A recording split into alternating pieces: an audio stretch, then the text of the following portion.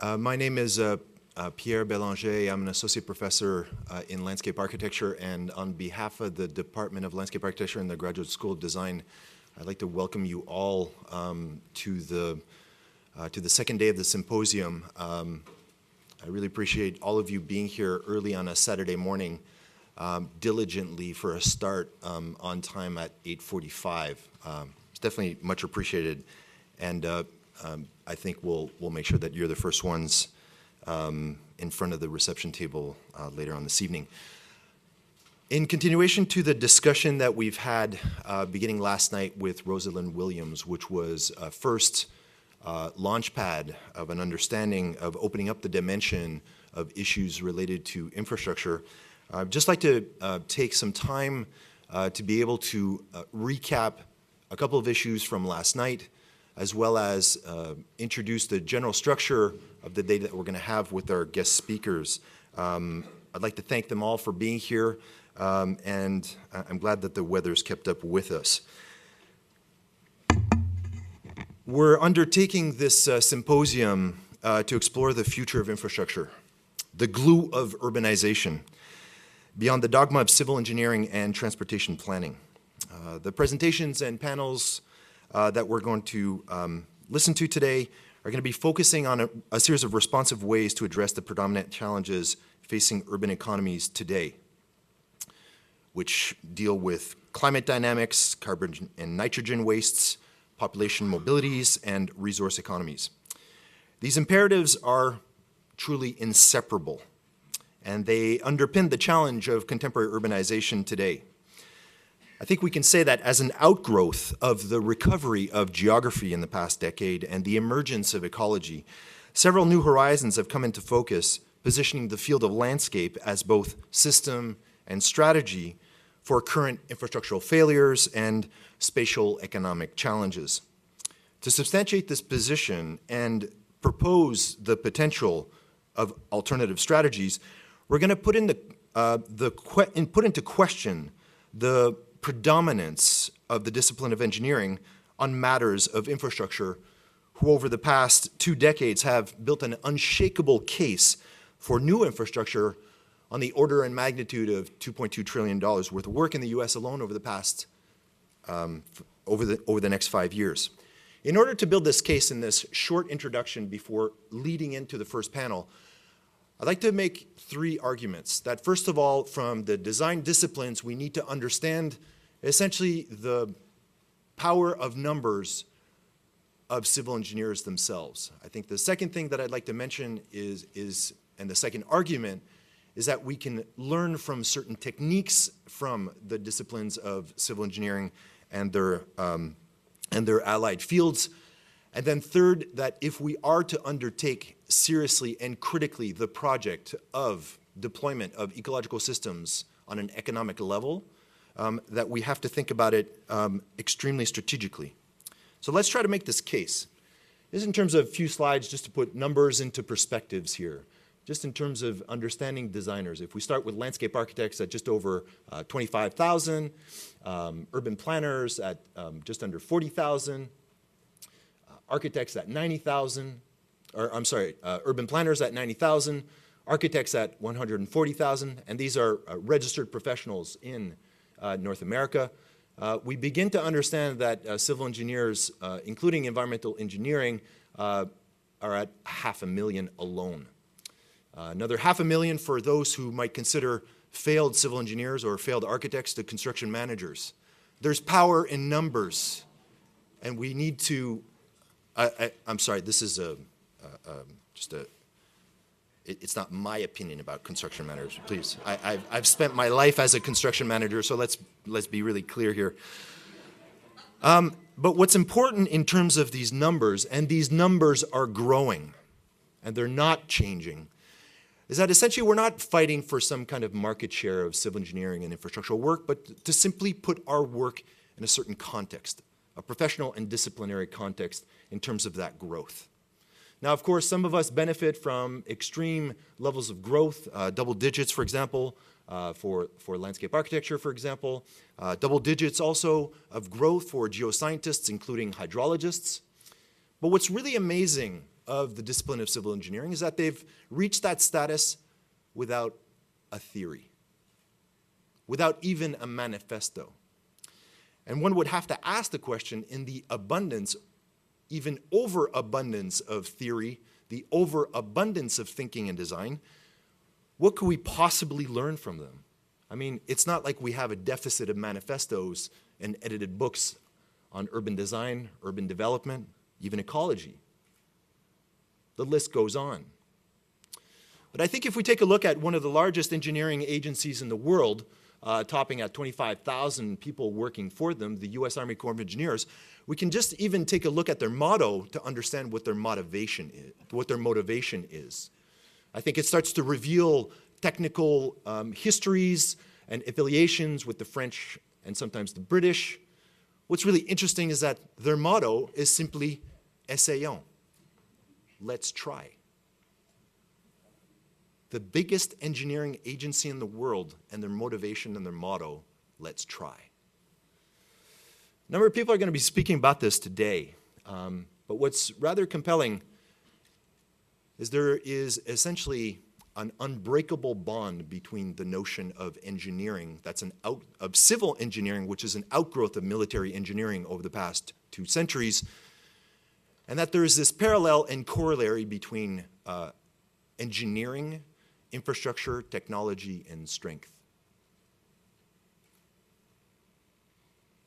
And it's important because they've essentially been building our waters, dams, levees, power plants across the entire continental US with effects on Canada as well, namely the project of the Intracoastal Waterway.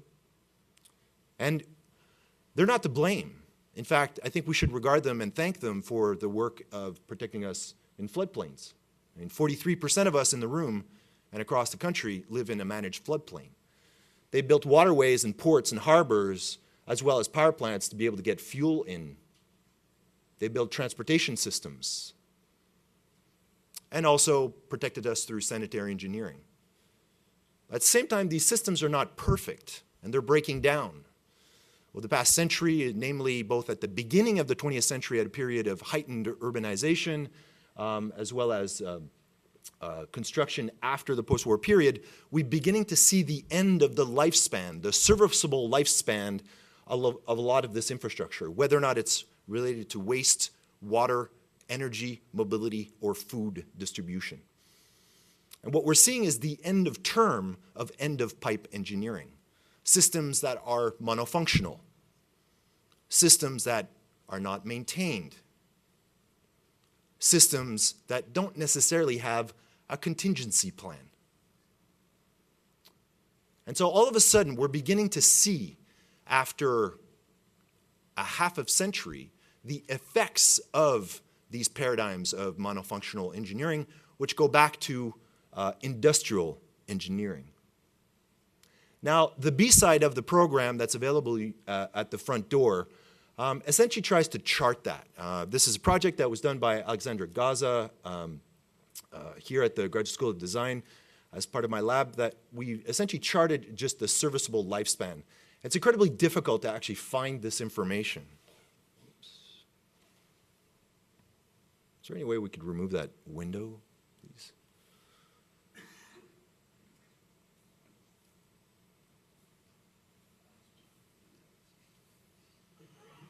Oh, hold on a second. Thank you.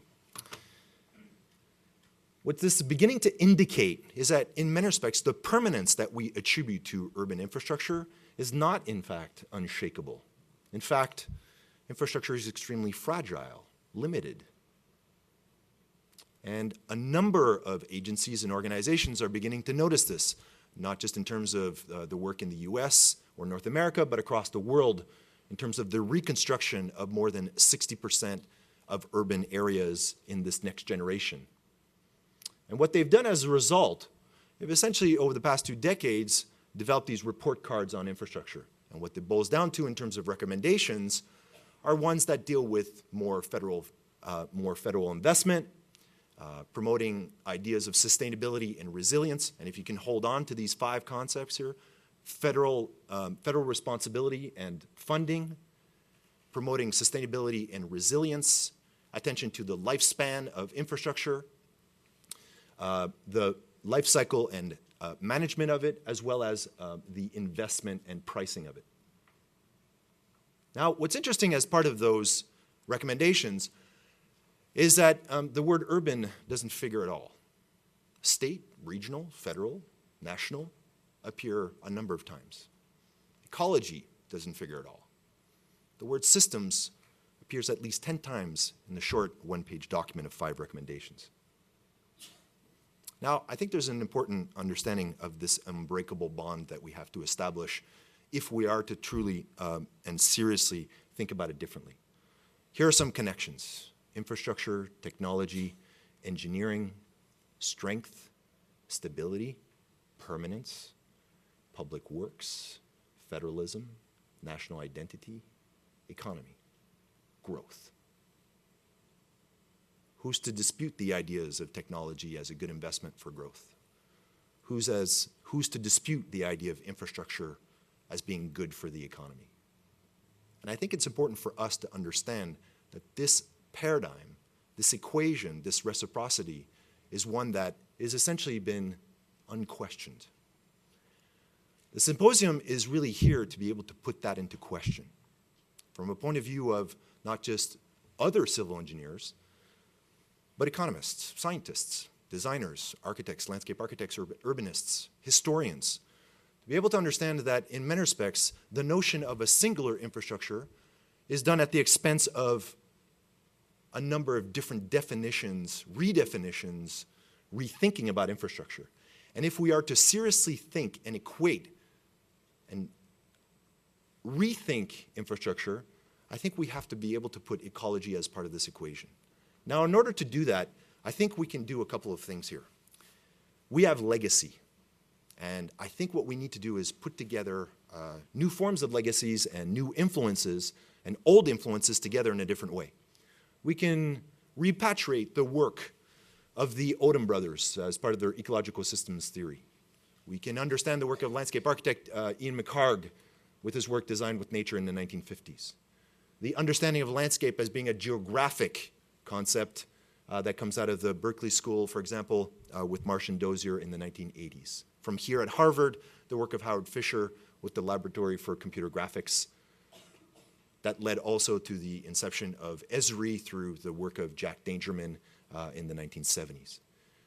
The initiatives here at the Graduate School of Design, the work of ecological urbanism by Mostafavi and Gareth Doherty, from ecological urbanism to ecological engineering, landscape urbanism, and landscape ecology, essentially we can all agree on that they rest on these premises and changes over the past few decades.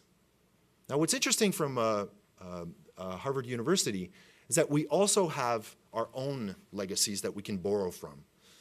The Harvard Water Initiative that was conceived at the end of the 1950s from the work of Arthur Moss, who was a political scientist who wrote about issues related to federalism and public works, but namely through water resources.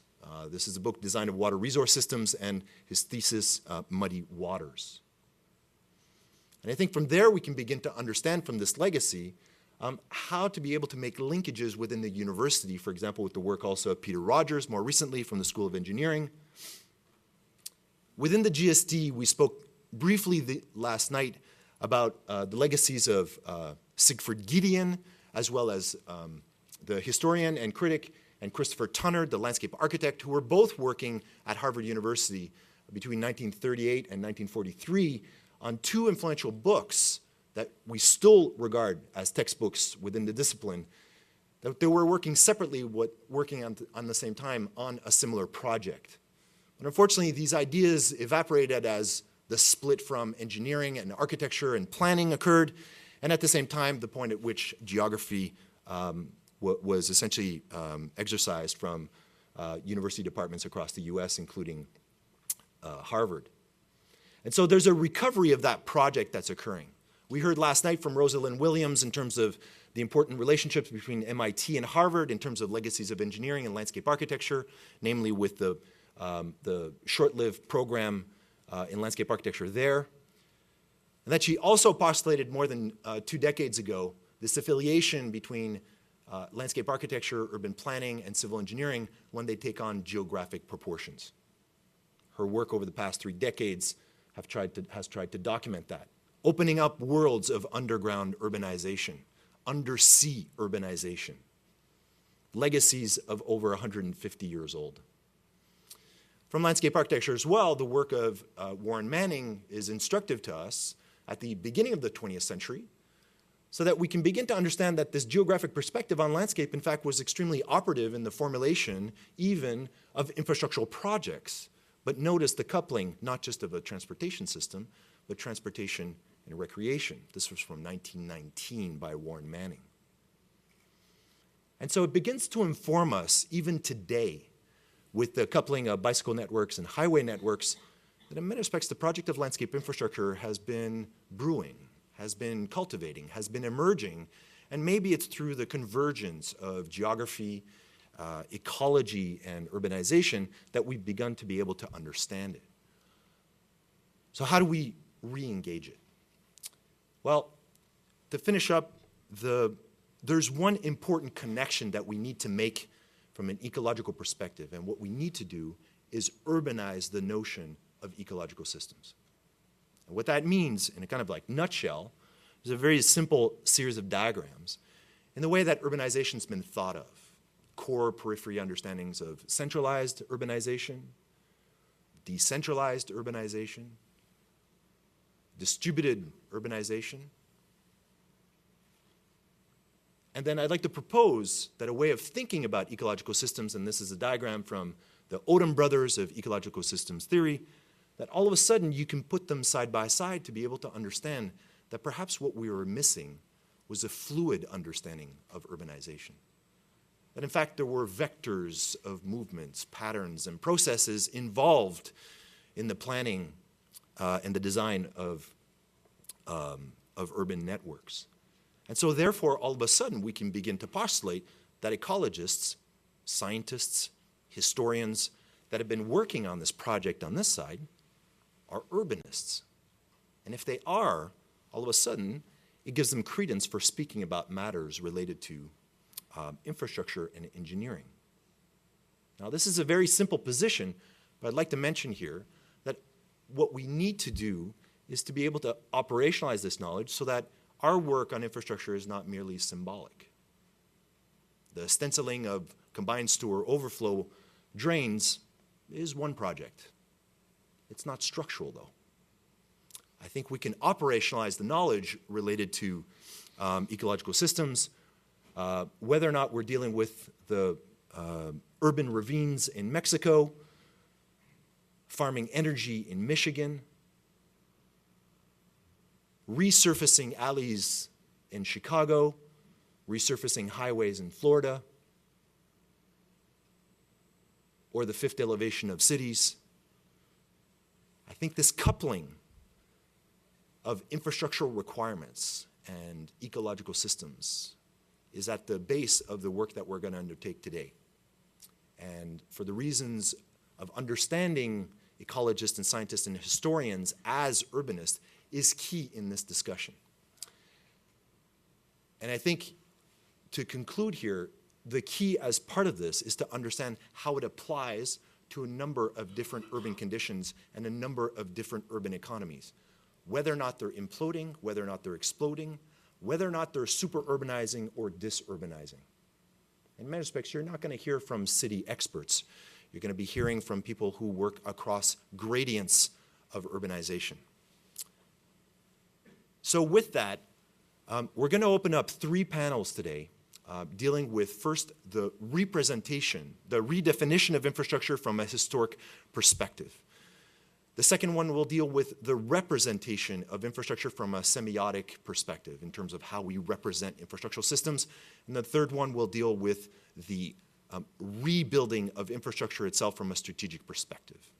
And so I'll invite the moderators for the first panel session, Antoine Piquant, who's Travel Wersted Professor of Architecture and Technology here at the Graduate School of Design, as well as Michael Jacob, who's visiting professor of landscape technology here this semester, and a professor at the Université de Genève, who will be moderating the session, presentations with Joe Gouldy, Todd Shallett, and Sabine Barles. Michael Jacob.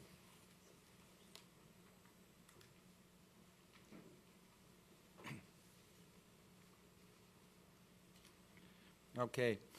I think our conference is about the future of infrastructure, but it's at the same time about the future of landscape architecture too. And I think the two are linked, and it's important that infrastructure really enters the realm of landscape architecture. And when I first heard the term landscape infrastructure, it seemed to be almost an oxymoron, a contradiction. But after, when I started to think about it, I thought, well, it's the contrary. It's more a tautology, because in the 15th century, the first objects we call landscapes are full of infrastructure. There is no single landscape from the 15th, 16th, 17th century onward. It's not full of bridges and roads and towers, and everything is built. So landscape and infrastructure have maybe always been somehow linked, and even the military had its part, because in the 15th century, many techniques are military techniques, and there is a very direct link between the two. But at the same time, I think, and Pierre already spoke about this, there is a very massive repression, a sort of forgetfulness, not only by engineers, but generally about this presence of infrastructure. So infrastructure is invisible, and the conference is a way to make things visible. And we'll see that there are many oppositions, so there are many conflicts around visible, invisible, connecting and dividing, central power and control versus liberty and leisure, and so on. So I think our three presentations will deal with this, and we'll have the chance to make visible some invisible patterns and structures, and we'll deal with we'll deal with a large scale, even with the largest scale. So the building of infrastructural systems is at the same time the building of nations and of national systems with very heavy political implications. So the three presentations will deal with roads and with the US Army Corps and with nitrogen, and there would be already many parallels and many links between the conferences, between the presentations we could do, because we'll start with sight, with the road, and then we go on with water, which is somehow linked to touch too, and finally we'll come to smell because it's nitrogen. So the different senses will come together, and I think this will be absolutely fascinating. So the first presentation is by Joe Gouldy. Joe is a historian of modern Britain,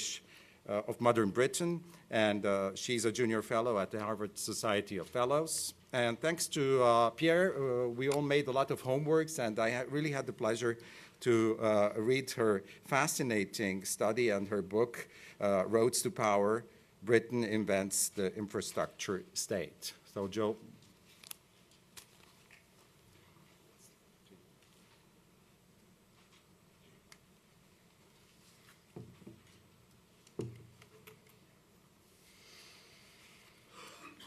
So I wrote a book about infrastructure as a species of landscape.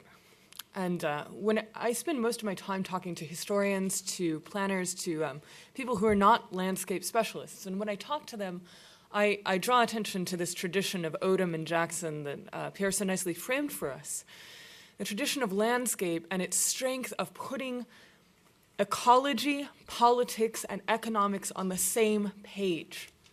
In other parts of the university, those things are divorced from each other. But the power of envisioning landscape and seeing infrastructure as a species of landscape is to think of it not merely as the system of mathematics calculated by engineers in exclusion of broader cultural systems, but as an imbricated system of human, natural, broader relationships on every level. So infrastructure as a landscape means talking about political economy, representation, and public opinion in the way that they make the sewers, roads, bridges, sidewalks, every part of the built environment that's around us all of the time. So as a historian, my job is to tell you where we are in time and space with relationship to the life of infrastructure, in an era of infrastructure, which has gone through phases of visibility and invisibility, as Antoine so nicely framed it. And I think this question of being able to see infrastructure and imagine a system of the landscape to come, is one of the profound forces behind every era of building. And the moment of invisibility, when we forget how these things are made or forget how to find the people who can make them, is another dangerous epoch in which we lose access to the landscape around us. At the beginning of the 21st century, the United States of America was decidedly uninterested in infrastructure. Dramatic collapses of bridges, dams, and highways signaled the extent of the decay, and in 2007, the American Society of Engineers concluded that the U.S. was annually $1 trillion behind maintaining its infrastructure.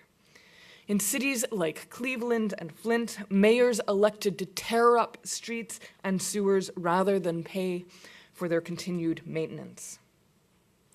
If you drive west from Boston today, on the cusp of the American Rust Belt, you have access to a landscape that raises many questions about the future of commerce, government, and technology. Arsoned lots and abandoned skyscrapers tell a story of the flight of capital and the abandonment of existing infrastructure. They leave behind isolated communities without jobs or grocery stores or social connections out. What is true on the scale of the city is compounded on the scale of the region. And if poor black families are isolated in West Side Chicago, those left behind in Gary and Detroit are the most isolated of all. There are no buses to link them to jobs, if any exist nearby, no internet or public libraries to tell them of opportunities outside their sphere. In many places, the result of long-term devolution has been a broadening of the gap between rich neighborhoods and poor, and indeed between rich regions and poor. The new ghost towns of today signal a turn away from the idea that the state should be the subsidizer of trains, builder of interstate highway systems, underwriter of secure mortgages and public housing. In a sense, these are the signature landscapes of changing ideas in America about capitalism. An America that has replaced spending on public housing and welfare of the 1960s with the small state capitalism of the 2000s and is considering doing away with capitalism based on infrastructure itself. So the question I want to raise for you today is the issue of the relationship between infrastructure, politics, and markets. Because another generation of thinkers about capitalism conceived of infrastructure as the foundation of the economy itself, the very foundation of a system of capitalism that ensured the possibility of economic participation for all. And it was this promise of the possibility of an expanding capitalism that would rise all boats and would include all possible participants that indeed gave capitalism its promise in the first place. Indeed, the only reason to think that this system of capitalism had much to offer. And this was the view of no less of a thinker about capitalism than Adam Smith himself, who regarded roads and infrastructure in general as having an essential place in a system of modern political economy. And it was his argument that roads broke up systems of monopoly in capitalism, which tended to concentrate wealth only among the rich. So without infrastructure, no breakdown of monopoly. Without infrastructure, only locality, only guild capitalism, only wealth for the rich. Now, Smith, of course, was no opponent of private property. His name is synonymous with the tenets of classical liberalism, but he was also no fan of toll roads or privatized infrastructure either. Indeed, Smith argued that the very idea of the wealth of nations, where a rising tide floats all boats, depended upon a strong state, like those he saw in France and Russia, putting up the money to take roads to the poorest communities where the untapped labor of the poor might enrich both them and elites alike. For this period of the 18th century, it was the source of many ideas about how states came to think about the use of technology to shape social relationships and economic growth. It outlines the story of spending on an unprecedented scale that happened as the result of the coaching of Adam Smith and other system theorists to imagine what contemporaries understood as essentially a new form of capitalism, a form of trade that would move around unprecedented scales of wealth, trading with people who had formerly been considered the poorest and least able to participate. This was a vision of what a strong centralized government could do in the name of pushing capitalism in the form of economic participation. It was a social program outlining linkages between technological innovation, new kinds of administration, and funding. Its immediate effects for the scale, permanence, and everyday nature of market transactions were profound. By 1835, political lobbyists arguing in terms of military security, permanence in the post, had persuaded the British state to amass an unprecedented sum of money for building new public works of scale. And the success of this revolution, to a large part, determined the path of the Industrial Revolution that followed and Britain's permanent monumental place in the history of capitalism in the 19th century. So I'm here to tell you the story of how we got the idea of infrastructure in the first place. And that is a story about the building of capitalism with the intent of connecting and distributing wealth on an unprecedented scale. And it includes stark warnings about what happens when infrastructure becomes the subject of regional struggle or indeed is privatized or abandoned. So I'm going to tell you a story about what it means to transform a system like capitalism at scale.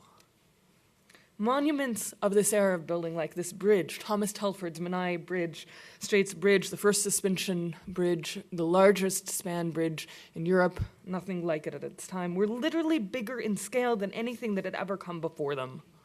And they symbolized in their sheer connective brute strength this sense of how capitalism could look if suddenly expanded on a new scale. Pieces of infrastructure like the bridge were propaganda in everyday landscape of a political revolution in funding. Massive sums of funds had to be gathered under the belief that technology could permanently restructure the nation's trade. And that political development preceded the Menai Bridge, indeed was the driving force behind its revolutionary scale. The ability to leapfrog scales, to go from a system that only serves a few to a system where the rising tide floats all boats is a question of scale. And it's predicated on communications and more essentially infrastructure for scaling larger and larger transactions across the boundaries of communication. So what do I mean by the fact that the roads changed scale? Well, in one sense, roads are the oldest form of communication. Even animals in the forest leave trails from their feet, and that's true. But roads had never before been envisioned as a system of technology integrated and designed as a single system, covering every transaction, every minute form of travel across a mass of land on the scale of a nation. In the ancient world, paved roads of government were an anomaly in a world united only by routes, pathways made by the feet. In the ancient world, strangers met on the tracks of animals in the ports of the sea. The paved roads of government were an anomaly in a world united by routes, where only the feet paved the Silk Road stretching across continents. No centralized authority oversaw any of this, and no stretch of the Silk Road was paved. Roads were something else. They were far more unique. Roads were a mechanism for government, a tool for the travels of soldiers, and very rarely an artery for trade. The ancient roads of Persia and Rome connected only destinations useful to administrators. They carried soldiers and judges, but rarely ox carts or pack horses. The ancient highway was a realm of the state, and trade happened elsewhere, where there were ports and trails. So this ancient division, the merchant route on the one hand, unpaved, connected by water, and the government road, useful only to the military, collapsed for the first time in the infrastructure revolution. In the modern era, states learned how to build the corridors that carried all commerce. In the 17th century, city-states began to organize their collective wealth around the provision of canals. The first government built corridors for carrying commodities rather than soldiers. But in the 19th century, infrastructure had taken the form of state-designed sewers, slum clearance projects, and planned garden cities like Letchworth, tools of social as well as civil engineering. They had created an artificial environment, as Hegel observed, where phenomenological conditions of the built environment were increasingly products of a political order. Building on this scale required monuments of civil engineering that stunned contemporaries. When travelers and tourists crossed the outskirts of Wales over to Telford's Menai Bridge, they declared what they were seeing to be a monument to the national character of the British people. Even the use of the word monument here was novel. When 18th century people used it, they typically described antiquities or gravestones. The term monument applied to works of civil engineering implied a radical position of the observer to history. They understood themselves to be witnessing contemporary constructions whose sheer scale made them capable of immortal significance, capable of outlasting the ages. This new scale of building up capitalism had its origins in ideas planted in the 1720s, when England built military roads in Scotland to police guerrilla rebels in the Highlands. These roads, like the ancient roads of ancient Rome, were chiefly designed to convey troops, and no measures were created for their maintenance after the fact.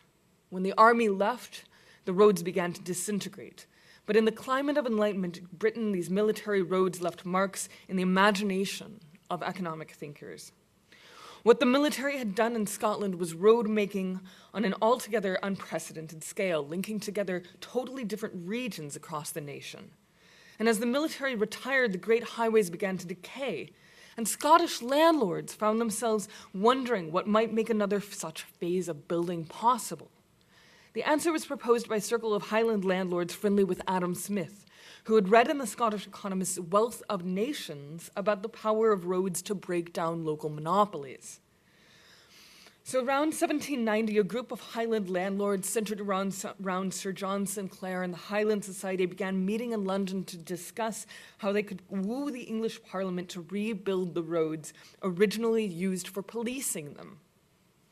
Roads and canals, they believed, would enable Celtic landlords to participate on equal terms in the Industrial Revolution being then experienced in England.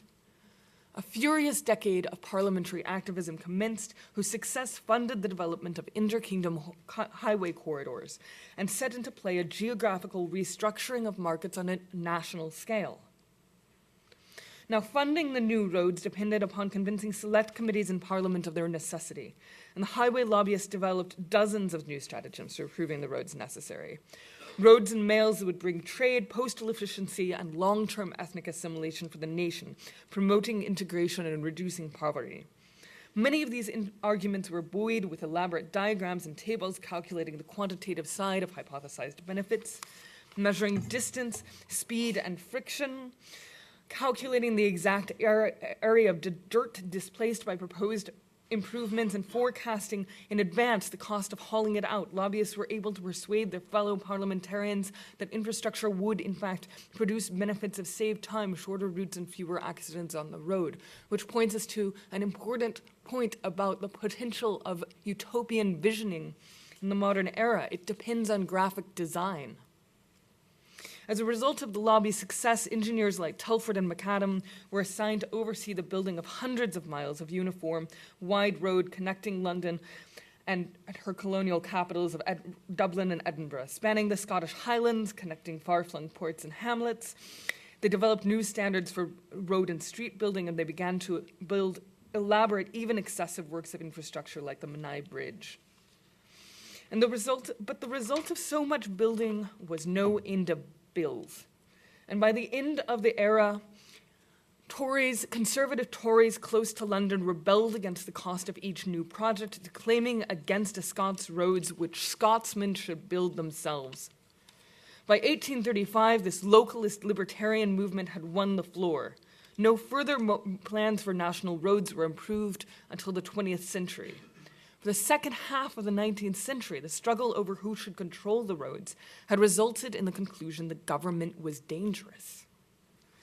The consequences of this libertarian backlash were felt the most in isolated rural communities in the north of England and Scotland, where poor farmers felt the increasing cost of participating in trade. Poor regions left to building their own infrastructure simply could not afford the cost of maintaining contact with the nation. And many poorer regions, unable to raise sufficient local taxes for their roads, reverted from government-paved roads to private turnpikes.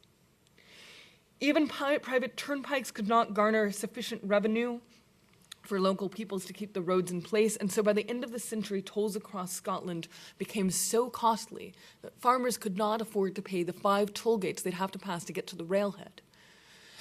Faced with these costs, poor areas had no choice but to abandon their roads altogether. The turn towards local government had caused the immediate and precipitous decline of local infrastructure.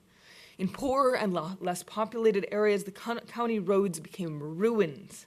From the perspective of Scotland, the decline of centralized infrastructure was an unmitigated disaster. Now, ultimately, this decay resulted in crippling British trade at the very moment of the 1870s, when competition with Atlantic markets was scaling up. It created a 19th century rust belt in the north of England and Scotland, not at all dissimilar to the shrinking cities of Detroit, Gary, and Cleveland of today, and Britain never recovered. The policy failure to provide access on either model led to market failure and contributed to the decline of Britain's international trade. Now, at the end of the 20th century, another libertarian revolution has engaged the politics of infrastructure building. Influenced by anti-state idealism in the writings of Friedrich Hayek and Milton Friedman, the free market regimes of Thatcher and Reagan inaugurated a long-term period of devolution from state-provided infrastructure. Among its assertions was the proper role of toll roads rather than centralized funding in providing for infrastructure, and the winnowing down of funds for public housing, public libraries, highways, and dams. As the substance of this new economic vision was enacted, modern ghost towns began to signal a turn away from the idea that all should have access to participation in the market. They demonstrated the prevalent preference for protecting old fortunes over fostering new growth, for leaving every neighborhood and street to its own fortune. And these ghost towns of the present represent the willingness to believe that the economy can merely take care of itself, despite evidence that regions and peoples cut off from infrastructure almost never recover. We are facing a moment of what economists call, not without irony, path dependency, when we must literally choose whether to pave our paths or have them. And many of our cities and communities crumble even more drastically into the earth than they have already. In 2006, Britain's Parliament commissioned an overview of options looking forward, in which they highlighted the possibility of a breakup of the national highway system into privately funded turnpikes. And they forecast that the traveler of 2055, much like the traveler of the 17th century, would stop 12 times between London and Edinburgh to pay separate entities their due. And roads to provincial municipalities would merely crumble, leaving entire communities cut off. Now, I think here of late 19th century science fiction dystopias like W.H. Hudson's The Crystal Hive, where he imagined a Rip Van Winkle going to sleep and waking up in the 20th century to find that nobody even remembered what a highway was. Everyone had gone back to farm communities with strict laws governing sexual behavior, suspicious of outsiders and capable of murdering anyone who dissents. The last scene of the novel, spoiler alert, is that the person telling the novel is murdered by his hosts, having asked too many questions about what's happened to the highways. So we may, if we wish, go down into such deep fantasies, but we live in the era of constructions of new systems of infrastructure with the possibility of extending wealth and participation on even larger scales. We are living on the cusp of another great era of connectivity, and this moment raises tremendous questions about how that future will be ordered, by a few great monopoly powers or by a system open to entrepreneurialism, innovation, and participation by all. Proponents of net neutrality, for example, argue that the intervention of government in breaking up trusts and securing a common carrier license for information on the internet.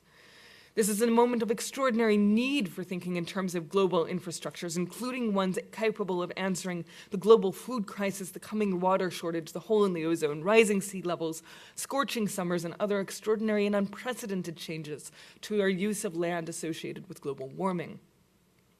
The 21st century, from the look of it, is likely to be a century in need of even larger systems of infrastructure than those that have gone before, and even more precise thinking in terms of making these structures of governance participatory. The story of 18th century communications highlights the fact that the promises of capitalism extend market participation to all do not come naturally, but they are designed, they rest upon the construction of infrastructure free to all in the hands of a unified representative system. The story of 19th century devolution highlights the degree to which wishful thinking about capitalism and merely wishing greater connections upon the poor rather than building them results in social fragmentation, long-term poverty, and economic collapse. The lessons of infrastructure are clear for this information revolution and for the ones that lie ahead of us. Technology has the power to connect, but only so long as it is designed by visionaries whose purpose is as social as it is economic. Thank you.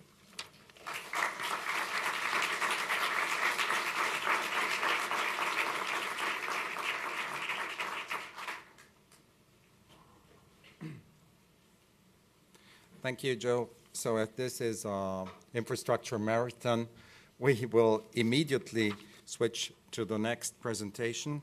Todd Shallot is director and professor at the Center for Idaho History of Politics, and he is the author of several books, including Structures in the Stream, Water Science, and the Rise of the U.S. Army Corps of Engineers. And as he told us yesterday, he likes to disagree with everyone, so I'm looking very much forward to his provocative presentation. Thank you, Todd. I disagree with that. I don't disagree with anybody. Almost. Contrarian. Is this on? All right. You know, talk about the core. I don't want to be behind a levee. You know what I'm saying? Even if it does say Harvard. Very nice to be here. Listening to Joe speak makes me feel like the infrastructure of England, decayed and old, and you know, such a bright young historian there with so much to say, and you know, here I am, the Mississippi River Delta is just decaying, ready to give way. Let's see if this thing works. Yeah. Let's think big. I mean, really big. Let's think big like Americans think. To me, I thought about, you know, Americans love big stuff. Americans love big hair, big breasts, bulldozers, just anything, you know, big gulps, big guns. So I started thinking about bigness, and I realized that in the United States,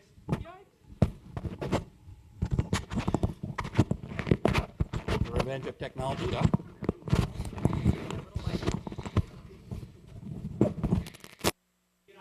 Size does matter. And I've been thinking about the dynamic of really large systems and what makes the systems large. And so I went to the organization that I thought, you know, I tried to find organizations that really builds the really big stuff and tried to look at that as a cultural phenomenon. And so what I came up with is, that led me to the United States Army Corps of Engineers, Essayons, which Pierre says means let us try. I always thought it meant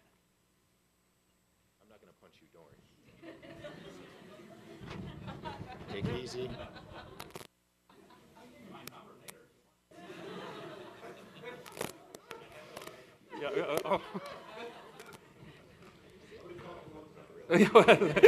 Yeah. We're not even going to talk about dikes or anything. We'll just be keeping on the, we'll try to. Anyway, big. And so So I thought I'd start talking about the United States Army Corps of Engineers. Pierre says that the essayons means let us try. I think that's good. I always think of it as like bring it, you know, because the Corps of Engineers is like, yeah, you know, you want a fish? We'll build you a fish. You want trees? We'll build you trees. And so that's where I'm going to end up with today, is I'm going to talk about the Corps of Engineers as the nation's largest and oldest engineering organizations. And really, if you look at the extent of what it's done, really it's international, has a certain philosophy, which is the philosophy of infrastructure. And I'd like to just give you a few tools today as we talk about all these great things. My job is to make it simple, and I'm going to try to make it simple by saying that there's technology, the actual invention, there's the politics of it, and then of course there's all these cultural factors like ethnicity and human values. And it's when those three things, or those various different aspects, proceed at the same pace and converge, you have design. And so if you fly over the United States of America, you fly over the Mississippi River, say, you will see the river systems, and what you'll see cannot be explained just by engineering alone. If you want to explain an actual look of it, why does a dam look like it does? Why isn't it bigger? Why isn't it smaller? Why do the rivers run that way? It's a whole bunch of cultural factors. Now, you can make an incredible infrastructure invention and an incredible landscape design, but the thing is, if the culture is not prepared to accept it, it'll die. Okay? So the same thing with the political system. So let's take a look then at big. And I'd like to just suggest to you that when the Corps of Engineers builds, when Americans build, and the Corps in particular, they build big in a particular way. And they've always represented a kind of a counterpoint. They've been in a nation that is rooted in British customs and British ideas, and I'm speaking English here. We look to the Corps of Engineers and our engineers to offer something different, something that we don't have. And that's a source of enormous innovation and a source of enormous controversy. There's never been a time in American history, never, when the Corps of Engineers hasn't been just widely despised and hated and revered, but always controversial, even wartime.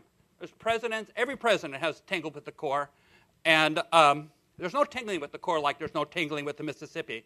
The Corps is civil. It's anything you want it to be.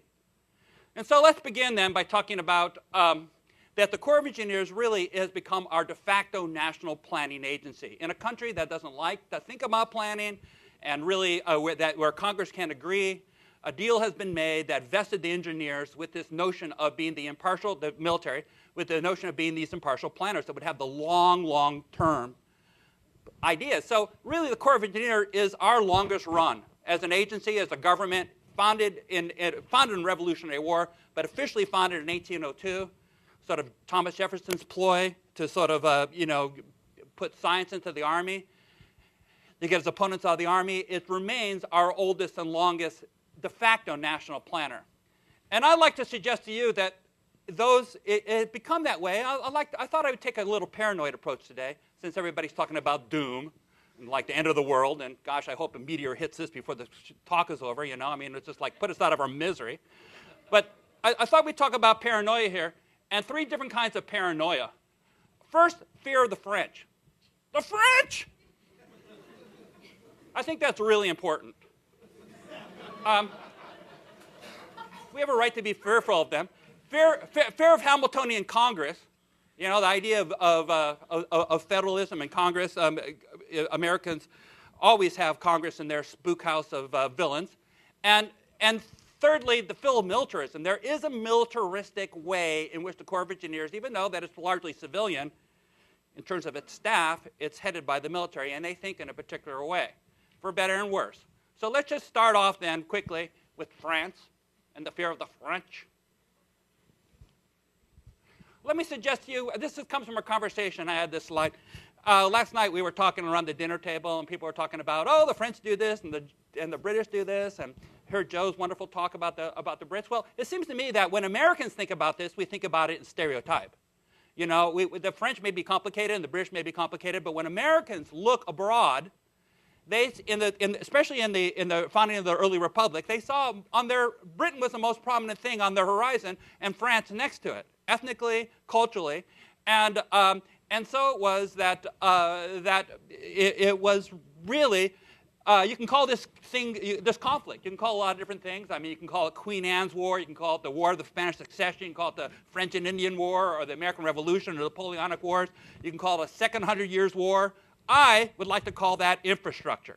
I would like to say that our infrastructure is a product of the fact that the United States of America, like a Freudian child, was born with a certain conflict within it between something British and something French, especially our engineers. And so with the French, you know, idealized this sort of systems military engineer that was state-dominated, you know, it was publicly funded. We are talking about engineers that began in the academy. They learned science and geometry first. Then they went out into the field years later. We're talking about engineers that never, you know, hammered a nail. We're talking about military engineers that never raised a sword in battle. Okay, how different that was to, let's say, Joe talked about Thomas Telford. I think he began as what, a millwright or a mason, right? Something like that. So he was, you know, he was a self-trained, I mean, you know, a schooled guy, and he was apprenticed into being an engineer, and that made England a different place. So French, you know, the engineers looked like this, you know, and you know, it's a famous engineer, Vauban. And he was like educated, and he built the largest canal in the world. You know, he built his troops and his designs. The Languedoc Canal, the Canal du Midi, it goes across Europe. Incredible stuff, but it was based in military stuff. It was commerce, but it was to move troops as well. And his influence is all over. The U.S. Corps of Engineers was founded by these guys. These guys, they went during the Revolution in order to, you know, save their necks. A lot of them came, and before that, they came to the United States and to George Washington's army, and their works are everywhere. You can see them in Boston. Here's Miss Liberty is on a star-shaped French bastion fort, all right, for example. And so, as is many of our cities, that's Baltimore, that's Star-Spangled Banner fort in Baltimore Harbor. So it comes through our West Point tradition. Really, West Point was a French academy. You spend the first couple of years, students learned French. They learned math and science before they ever went into the field. They were founded by Frenchmen. The exact model of the École Polytechnique in Paris. Napoleonic engineers ran the academy. The great engineers of the day in America were French. I thought I would put this to prove that there was other great engineers, planners, landscape architects named Pierre Lafont, in this case.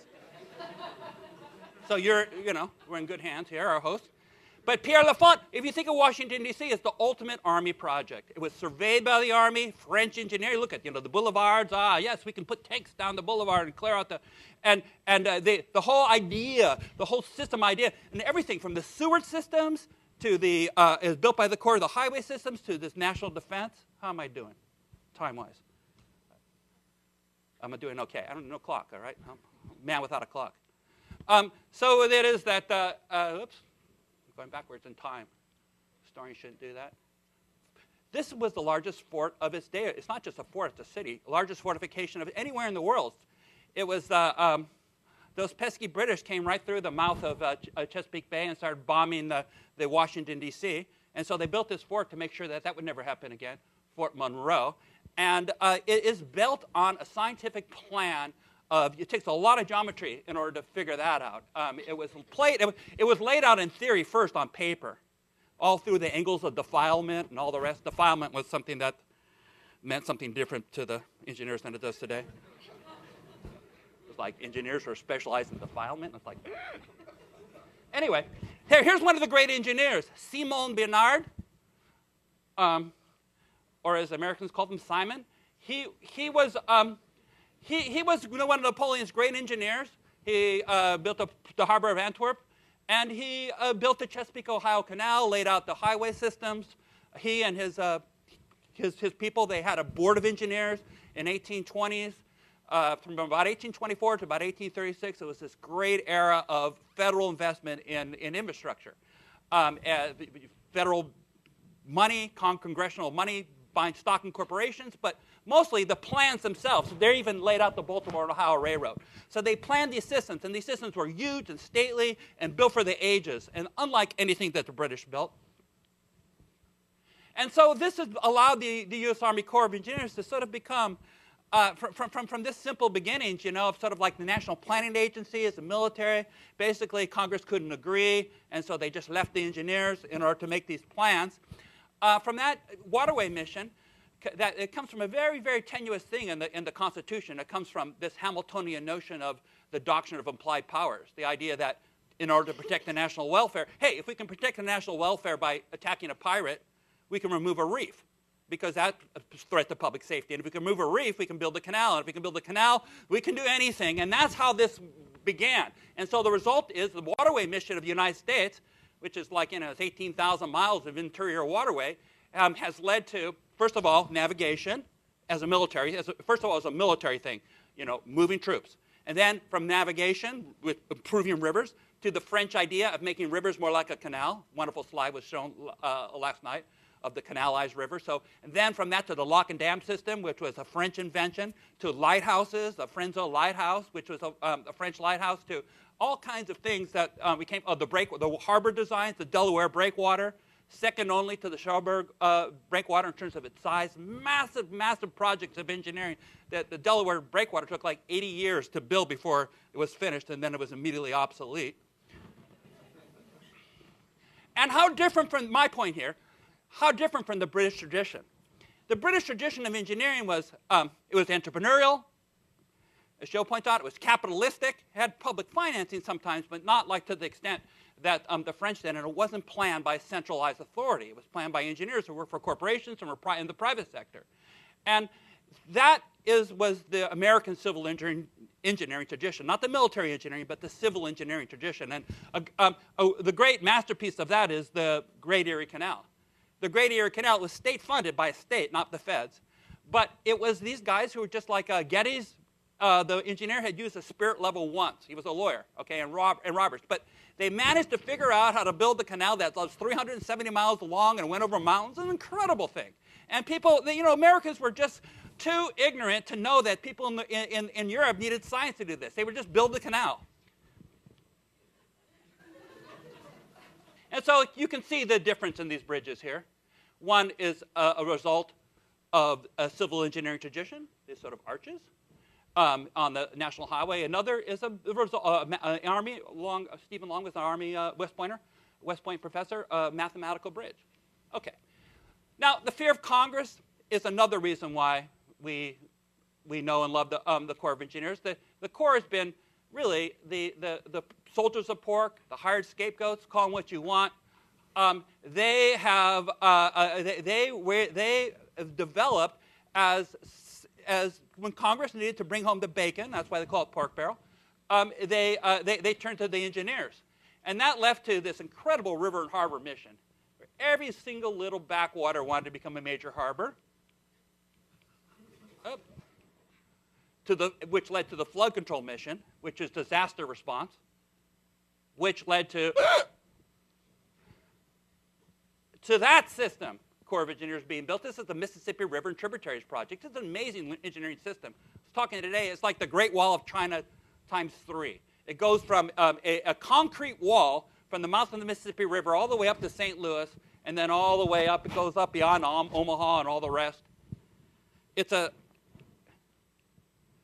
To the green engineering, though ecological engineering, I think it's an Army thing. I mean, the idea is that the Army became green engineers because the sense was that where other organizations had a more narrow missions, the Army's mission was, tell us what to do and we'll do it. You want a bridge, we'll build a bridge. You want a fish, we'll build a fish. You want a marsh, we'll build a marsh. No separation, just following their orders. And that, in conclusion, the fear of militarism.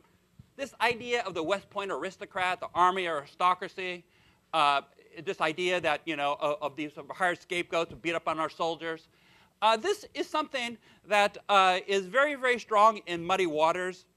Pierre mentioned the great Harvard economist, political economist Arthur Moss. He beat up on the Corps because he was a guy from the TVA and the Bureau of Rec. That was his oops. I'm trying to. Okay. Concluding thought.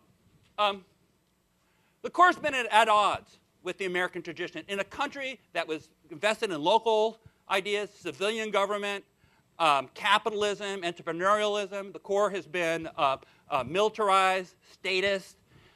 the idea of the scientific expert. Really, the core invented the idea of the technocracy. The idea that professional experts would go and just alleviate all this, politicians from talking on the principles of impartial men of science. Okay, this is the fantasy, and that has led to a number of paradoxes.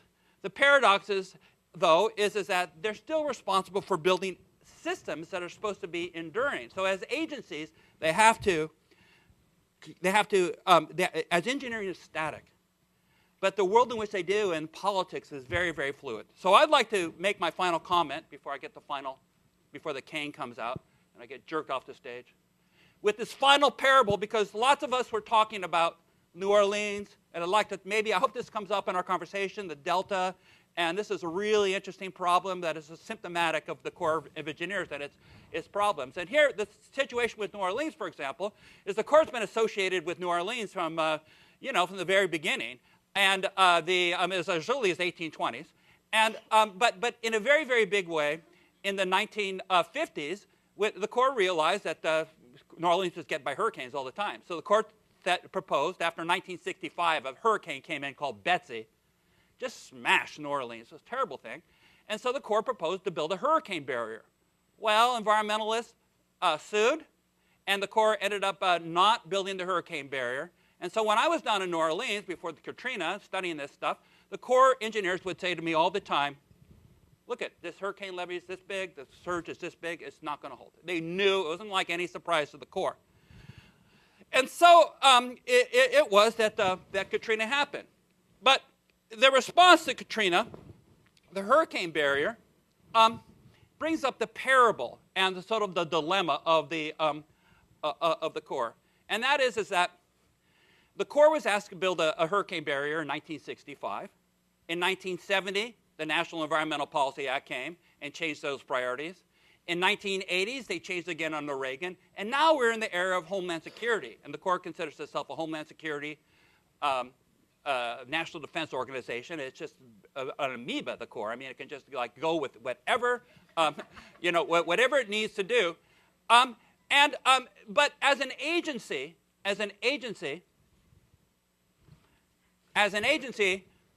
the Corps needs certainty, and as engineers, they need stability. But the problem is politics are like the ecology and like the environment. It can turn on a dime. There is the dilemma of the Corps. Thanks very much for your attention.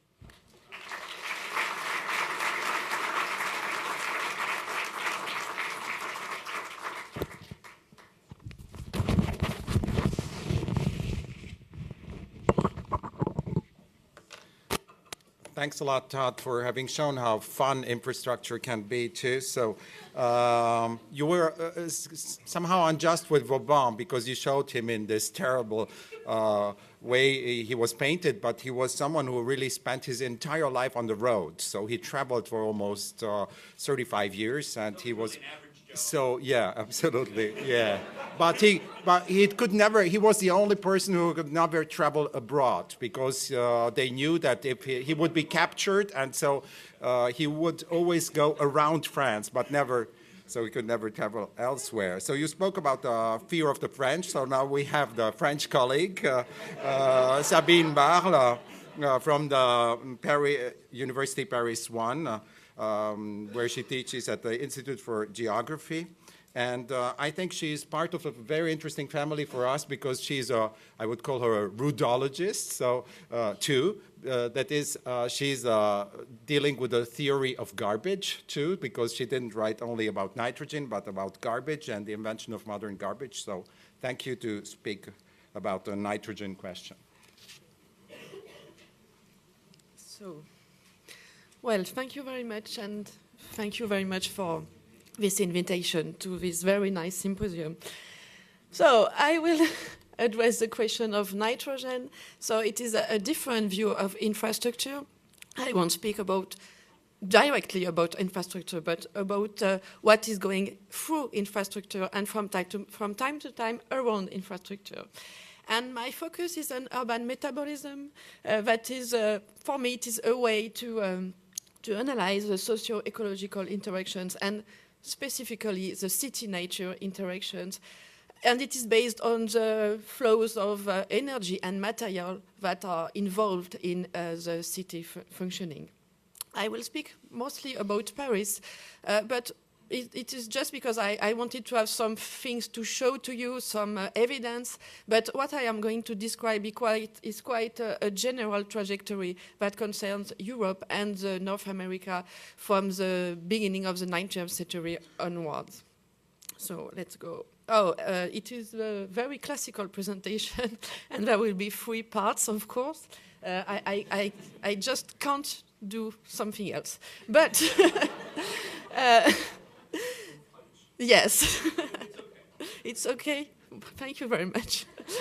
So, my first part will begin with the end of the 18th century, beginning of the 19th century, and with this kind of solid answers. I am going to explain what are those solid answers in a few moments. What is very important if we want to understand this nitrogen question that is so important today, but was so important at that time, is that at the beginning of the 19th century, there was a great fear in Europe. It was a fear associated with food production because the population was increasing and the scientists were aware of the fact that the agricultural production was very low, and they thought that there was a need for giving more fertilizer to the earth. And together with this, there was a growing scientific understanding of plant nutrition. It was quite controversial at the beginning, especially between Liebig, the German chemist, and Boussingault in France, who was also a chemist. But at one time, everybody agreed to say that nitrogen was the main substance that was necessary for plant growing. And they started to try to find nitrogen everywhere, and especially in the city.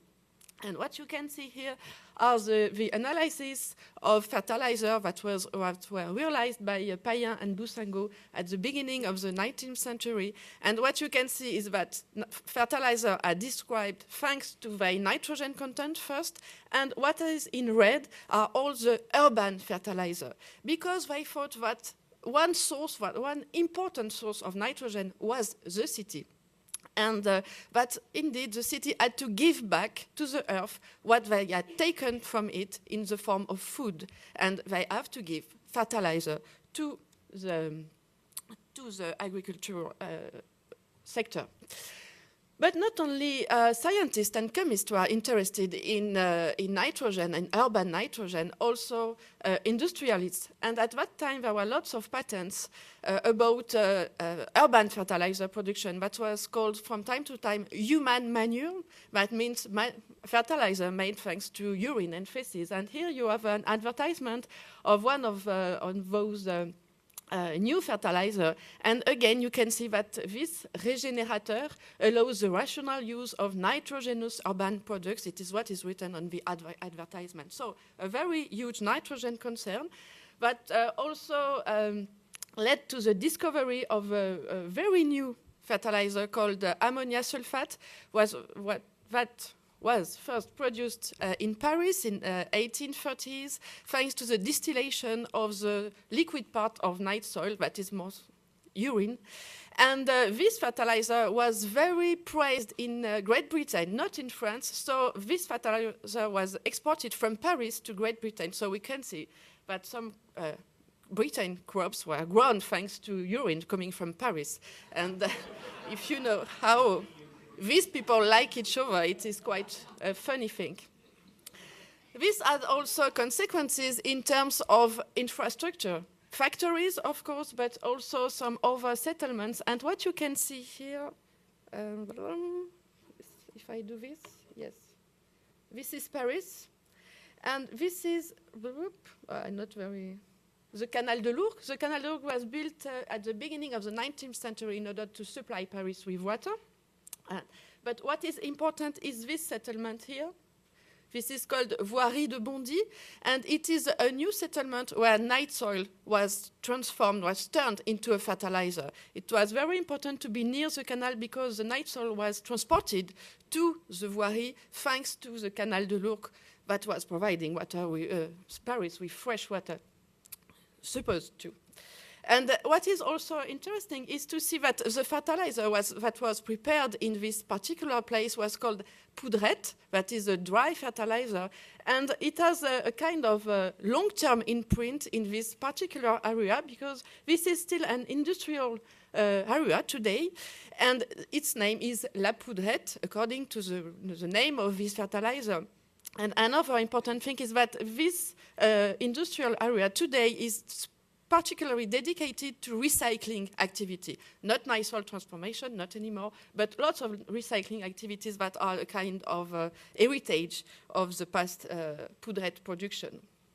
And during this first part of this story, Paris was considered as the main mine of nitrogen in France, and some of them called it Ammoniapolis because everything what was containing nitrogen was recovered in order to produce those fertilizers, not only human manure, but also street sludge, horse manure, because there were lots of horses living in Paris, wool rags, bones, etc., etc. All this was recycled and turned either into fertilizer for agriculture or into industrial products for other uses. So a very important search for nitrogen that had some consequences on the circulation of this substance. And what you can see here, I have no time to go into details, but this is the circulation of dietary nitrogen in Paris in 1869.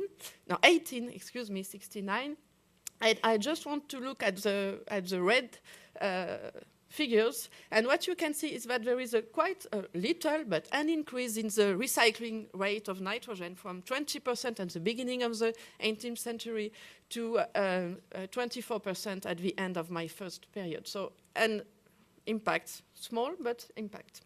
That makes me go to my second part from the 1870s to 1920s with a mix of liquid and solid solution. What is important during this second period is that the interest in nitrogen grew considerably. And what also, I think I say always it is important, so everything is important, we agree for this, but what was important for this second period is that there is a growing need for nitrogen accounting.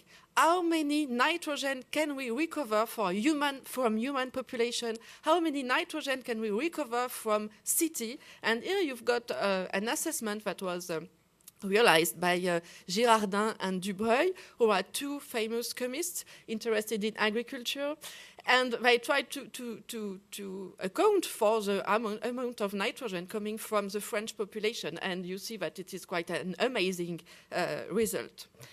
But there were also assessments in the city, and here this is an assessment made by an engineer, Alfred Duranclet, who was involved into Paris sanitation at that time. And what he tried to do is to account for the quantity of nitrogenous matter excreted from Paris each day. So the idea is how many nitrogen could we recover and give back to the earth again. So my point is, here, it is not only to speak about nitrogen accounting, but also to point the fact that both chemists and engineers that are well known for infrastructure but less known for chemistry were involved in those interests about nitrogen recovery.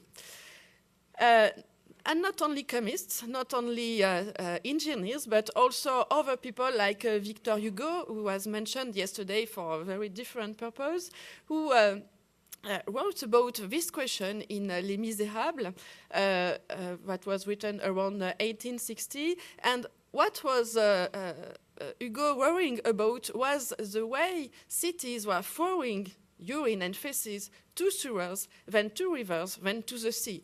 And what he wrote was that Europe were going to the ruin because of this solution. And what is quite funny is that what Hugo describes is not Paris sewers. The Paris sewers were very different at that time. I think that it is due to the fact that Hugo was in Jersey at the moment where he wrote this part of Les Misérables. And it is probably more the London case that inspired him. But the worrying he expresses is really the worry of his time.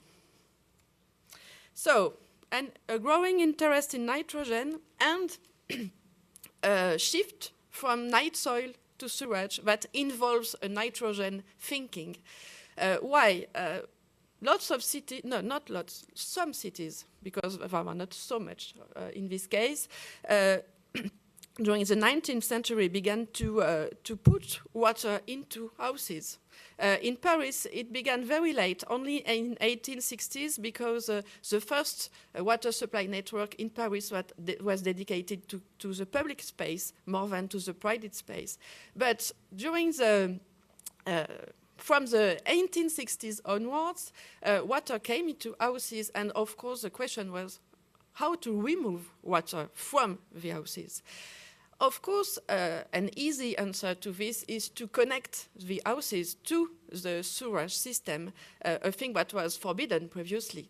But this solution was really controversial, especially in Paris, and it was a great battle of the sewers, as Gérard Jaquemet wrote, because for 3 to 4 reasons.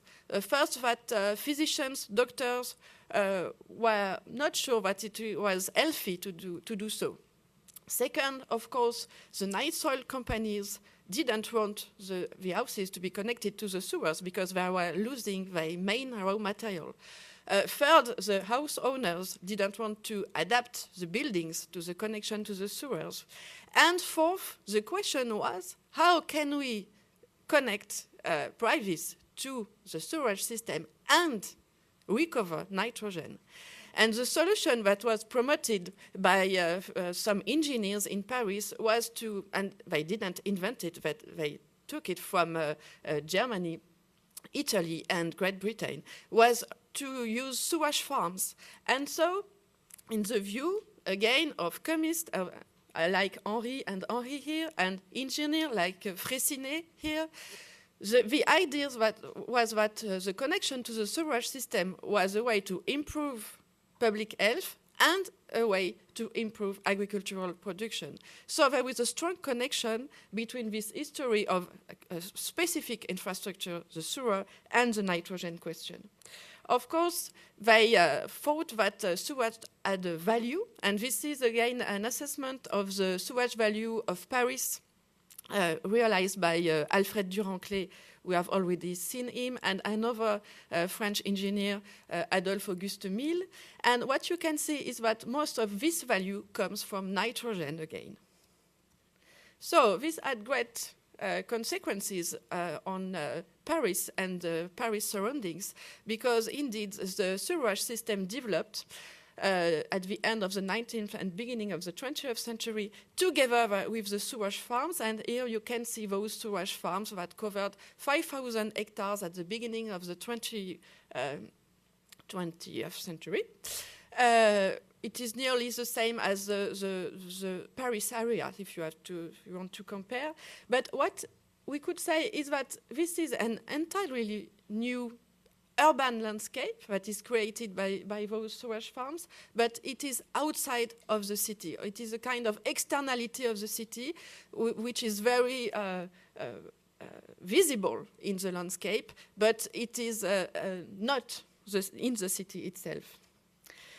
The solid transformation of fertilizer was not abandoned at that time, and what you can see here are the fertilizer fabrics and stores that were located in Plaine Saint-Denis. Plaine Saint-Denis is in the north of Paris. It is a huge industrial area in full reconversion now, and there is this peak from 1870s onwards that characterizes really this search for fertilizer and nitrogen, that were most of them prepared thanks to urban nitrogen. Another example of those solid solution is this waste crushing plant near Paris in Pantin. And in this place, new kind of fertilizer were prepared thanks to street sludge like the poudreau. The poudreau was supposed to be much more concentrated in terms of nitrogen than the street sludge itself, just by concentration. And so it was a way to better use this huge amount of nitrogen. So, the result in terms of circulation, it is, again, nearly the same nitrogen flow chart than previously. It is just a little more complicated because now there are sewers, there are sewage farms, etc., etc. And what I just would like to add is that what we can see when we look at those flow charts is that infrastructure does not explain all of the circulation of nitrogen. That is, urban metabolism is not only made of infrastructure. But my point is to go to the nitrogen recycling rate that reaches 40% at the beginning of the 20th century. That is a very, very huge amount of recycling. So this did not last long because from the 1930s onwards, urban nitrogen became a waste, and it is what we are going to see just now. It became a waste because we discovered an infinite source of nitrogen, the air. As you know, the air contains 80% of nitrogen. And this was known for decades at the beginning of the 20th century. But the problem is that nobody had been able to extract this nitrogen from the air in order to turn it into a substance that was useful for industry or agriculture. And this was realized at the very beginning of the 20th century by Ascher in 1905, and that led to the patent of Ascher and Bosch in 1909. This patent, Ascher and Bosch are two German chemists, and at the beginning they used the process in order to produce explosive. And of course, during the First World War, numerous factories were built all around Europe in order to produce those explosives thanks to Haber-Bosch process or other ones, because other ones were developed at the same time. Like in France, it is the Georges Claude process, the name of the man who discovered this process. But what is important is that those factories are no more urban factories. They can move away from the city because they no more need urban nitrogen. And indeed, they move away from the front during the war, and in places where there is low-cost energy, because there is a high energy consumption in this process. And here you've got an example in Haute-Pyrénées. It is in southwest France, in the mountains, in a small city called Soulon, where a nitrogen factory was built during the First World War. This nitrogen factory does not exist anymore, but there is its remains through the nitrogen street you can see here. That is a kind of proof of this long-term imprint of those nitrogen stories.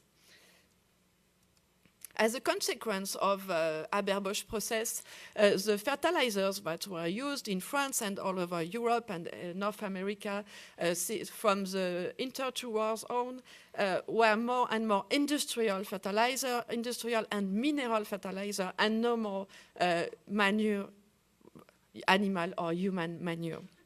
And this had great consequences on cities, and especially Paris, because as soon as nitrogen became useless, the idea of sewage farms, even if it was not abandoned, was less interesting for Paris authority and Paris engineers. So it was decided to build a huge wastewater treatment plant at the very place of the sewage farms. This treatment plant is called Ascher. And it remained for long years the main wastewater treatment plant in all over the world, together with the one of Chicago. And what we can see here is a new kind of urban imprint on waterscape. The Seine is just behind the tree line, and a kind of what we could call an urban dependence or urban annex, because the reason for this wastewater treatment plant to be there is only the city and the need of the city, and it is something like 40 kilometers downstream from the city. The other consequences of the abandonment of nitrogen, of urban nitrogen, was the general undercapacity for treatment of the water treatment facilities. And it is what you can see here with the, I don't know what it is with the blue line. The blue line is the treated water going out from the wastewater treatment plant, and the brown line is the total amount of wastewaters. And for a long period, the amount of treated water was very, very small, because the environmental consideration were not important enough to lead to some investment in those infrastructures. And of course, the other consequence was what we could call the sacrifice of the River Seine. And we can say that to some extent, water pollution is a consequence of the depreciation of human excreta. And it creates also some very strange landscapes. You can see here the picture. It is the Seine, the River Seine at Pose. Pose is the beginning of the estuary of the Seine. It is nearly 200 kilometers downstream from Paris, and you see those bubbles. I don't know the exact words in English, but I like bubbles. So the Seine is bubbling, and it is something completely new, and it is the consequence again of this depreciation. And the Seine was also bubbling in Paris, my mother told me, during the 1860s. Of course, the other consequence, and it is those two are linked, is the degradation of the water quality. That is also the result of this turn of nitrogen from resource to waste. And I go there. You see the recycling rate of dietary nitrogen that decreased considerably during this last period to be something like 5% today. And I have finished now. The urban nitrogen was described as a pollutant officially when the population equivalent or inhabitant equivalent was defined during the 1970s. This is a definition of 1981, and you can see that this is the pollution of one person in one day, and the pollution of one person in one day is 50 grams of nitrogen. That was considered 50 grams of a resource 100 years before. So just my last word would be to say that what we see here is through this idea of metabolism is in the end the shift from a city where closing the loop is very important, closing the loop on substance, because it is the way to support life, to this linear metabolism that is characteristic of the present-day situation, and also the shift from resource to waste for the same substance, that is nitrogen. Thank you very much.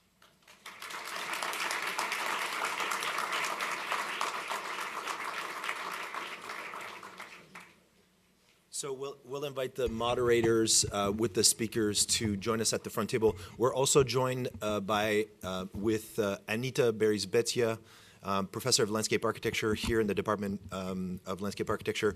And I'll qualify, Anita's from Venezuela. She's not from France.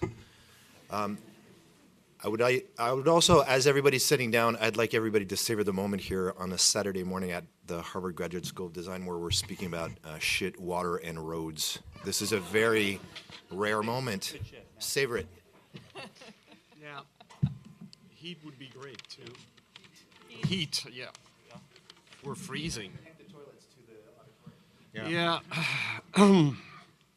Antoine, we have 20 minutes, huh? Okay. First of all, thank you again to the panel, to the speakers for these very rich presentation. I'd like to make very brief remarks and then try to ask a couple of questions. First thing to me, if we go back to this idea of redefinition, it seems to me there are three types of possible redefinition of infrastructure from what I've heard. The first one is really to redefine what is the infrastructure? And for example, what is the nature of the object? Is it still, you know, we started with bridges, we had the Menai Bridge, etc., and we ended up with nitrogen. And so are we shifting from, you know, in some ways engineering, traditional engineering infrastructure to the whole of natural processes themselves becoming the infrastructure or the landscape? You know, after all, it's, you know, when you spoke about the farms downstream of Paris, you know, this is an infrastructure in some ways. So probably the need to redefine the infrastructure with a couple of questions. One I was really struck by was scale. It came back again and again. It came back in the two first presentations, but also implicitly in the third. What are the changing scale? Another thing for me is, which was not really alluded today, but you know, what is getting cyber or dematerialized is also a question today that we may want to ask. Second dimension of a redefinition of infrastructure, the level of political values. What is it we want to do? And I think all the presentation have raised a little bit this question. And third, which is slightly different, which is the question of regulation, or as we use very often this term today, governance, which is not exactly the same as political values. You know, what are the changing modes of governance we have to do? So, something also that struck me is that when we think usually of infrastructure, we think of something that should be not contradictory, you know, with the evidence, for example, of the big for the Army Corps of Engineers, etc. But as soon as we begin to dig, we actually unearth a lot of contradiction between the French and English, between public and private, between a lot of things. So finally, so between also material and dematerialized, so the three kind of question I'd like to ask the panelists is, you know, if you have to project yourself into the future, and you know, you've implicitly or explicitly done it, my first question would be, which would be the significant contradiction we should aim at, considering that, you know, contradiction is what fuels, by the end, infrastructural politics. Second, what are the values we want to, you know, the 19th century, or you mentioned Adam Smith. Adam Smith had a set of values, you know, the public welfare, public wealth, etc. So what are the new values? And above all, and what kind of governance for infrastructure today, which seems to me perhaps the question. So these would be the question I'd like to ask to our speakers. Whoever. Well, if we can begin. I know we can proceed excrementally. With it. Oh, come on. Mr. Vauban, do as you please. Let me just try to say that, to me, one of the conflicts that applies to all that for infrastructure is the conflict between stability and chaos. We have natural systems that are by definition dynamic, but as human beings, we can only think about these systems in terms of narrative, and all narratives has to say, in the state of nature, you know, and then you have to go and you have to say, then we did this thing to it and it's terrible, or we did this thing to it and it's wonderful. But all of them begin with this kind of like very ascientific, very idea that, you know, nature could ever freeze into a state. And so I think that lots of when we talk about infrastructure and the ecology, we talk about these models such as the Earth and the balance and these sort of like outmoded models in science to try to stabilize natural systems. And I think for me, the example of the Corps of Engineers is that's the frustration. I mean, they can solve the problem of the hurricane, they can build a wall, but that'll aggravate another natural system or levee that will sink the entire Louisiana. And so one little natural system is tied to another large natural system. So that's government has this problem, because government government can work if it has a mission, a clear mission. Build a bridge, build a dam, go to the moon. Okay, but you get to the moon, and then what do? Go to the moon a bunch of times? And then kaboom, Space Shuttle and Challenger. And so to me, so to me that's the clear tension of these infrastructure systems is, to some extent, they're meant to stabilize a dynamic system, and government then policy requires those kinds of goals, but the Earth's more complicated. Thank you, Joe. Yeah, I think the three stories that we've heard this morning, the story of civil engineers, the story of the Army Corps of Engineers, the story of public health and the making of a sort of ecological chemistry. What these are, they stack together very nicely into a story of the expanding experts who were given charge over our relationships with the natural and economic environment. And they give us this story about expanding scales, expanding comprehensibility of the natural environment, the types of questions which expert planners, all these sorts are asked to consider. And that can lead us in a troubling position, because we can, as Todd suggests, end up with this question before us of the law of unintended consequences, the limits of scientific knowledge. But let me push that a little further, because that's only part of the story. These expanding scales of expertise put all of these environments in the hands of elites. And the other gloss on the problem of this elite power is the question of participation, the question of the lack of participatory governance when these questions of ecology are handed over to these other processes that involve the laws of chemists who aren't necessarily thinking in terms of long-term solutions but are motivated by other solutions. The problem in the 18th century, to my mind, with all of these, the problems of expert rule, is that the 18th century could see these problems. They could see that expert power was dangerous. They could see that bureaucracy was dangerous. They could see that scientific questioning was limited. And they wanted participatory solutions in terms of governance that would reflect a different set of democratic values. They had this terrible problem, though, that the 18th century did not have the internet. In the age of wiki governance, we have before us an opportunity through the kinds of participatory mapping that some people in the GSD today are interested in. One could object, you have the Buckminster Fuller saying that you don't steer a battleship with democracy. Mm. There are also some things which are linked to the nature of the infrastructure. What would you say to that? Because even with the internet... He would say that. Okay.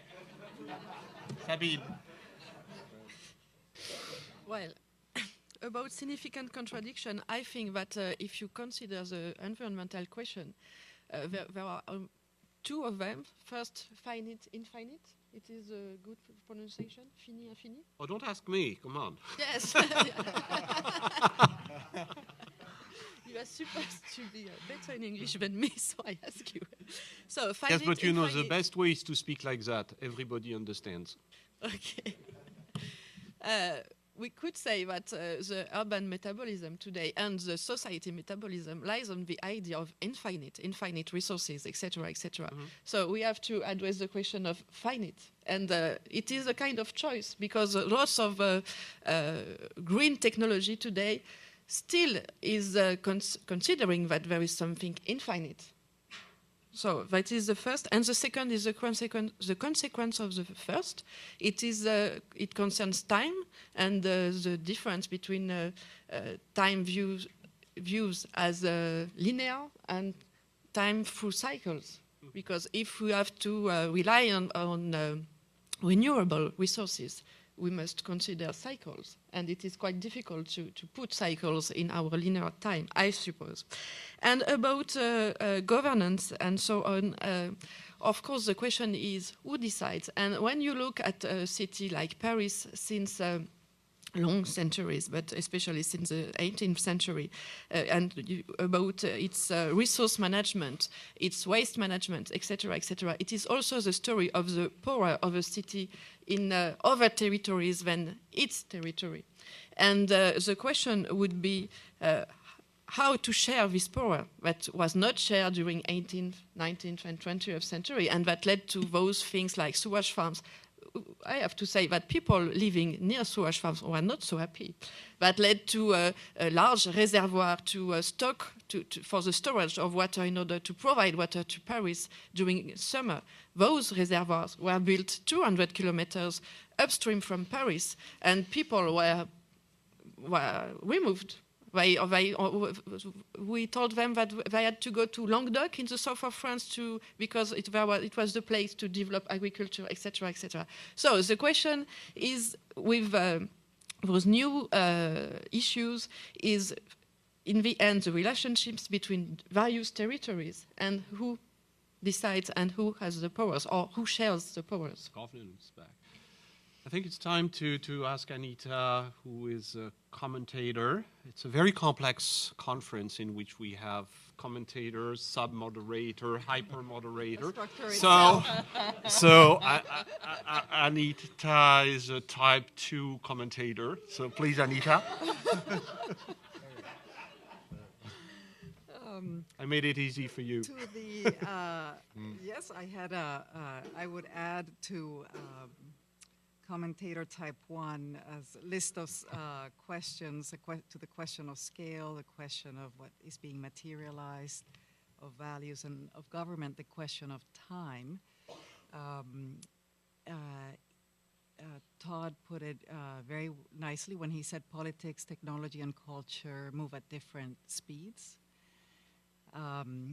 In ways that defy control. I also see that it was a topic that was raised that was underlying all of the lectures that we just heard in terms of, say, how the technology of nitrogen shifted and actually moved locations and materialities. How the agency itself, the Army Corps, changed through time and completely reinvented itself as needs and politics arise. But also in Joe's talk, the very clear notion that capitalism itself is fleeting and changes, and therefore, as the sort of hidden force behind infrastructure, causes it to ebb and flow and to change. So it is very much an imbricated condition, as Joe said. And yet we know that infrastructure is also organic. In a way, it has very different temporal scales embedded in it, and it is responsive. And it is also in a kind of dialectic with what's around it. So the things that are around it are also responding.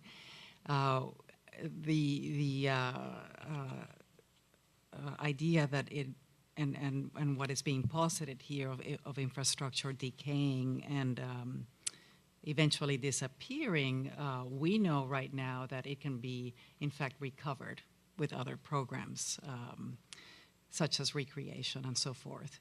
So my question would be what are the temporal frameworks of history that history can offer for design? What are the temporal, and how can history offer a kind of complex